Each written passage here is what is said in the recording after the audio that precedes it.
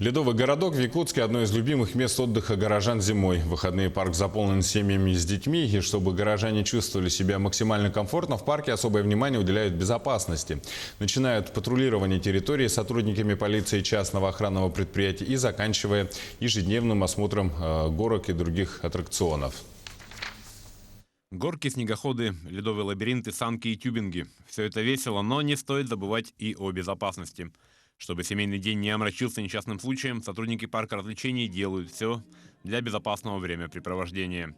Причем работа начинается задолго до самого открытия. Начинаем работу с ноября месяца, согласовываем с ГИМСом, промеряем толщину льда, и к этому ведутся работы по укреплению покрова. И согласовываем. У нас некоторые объекты большие, которые весят по 30-40 тонн.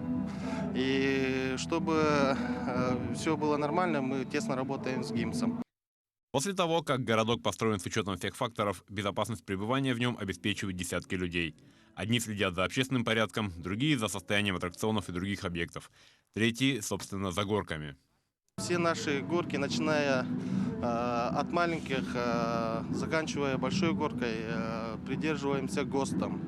На больших горках, где спуск длинный и высокий, стоят наши контролеры. На каждой горке у нас присутствуют инструкции по поведению на горках. Но сколько бы усилий ни прилагали работники парка, главное помнить, что в большей степени безопасность вас и ваших детей зависит от собственной внимательности, осторожности и соблюдения элементарных правил. Александр Хавренко, Семен Семенов, Якутск.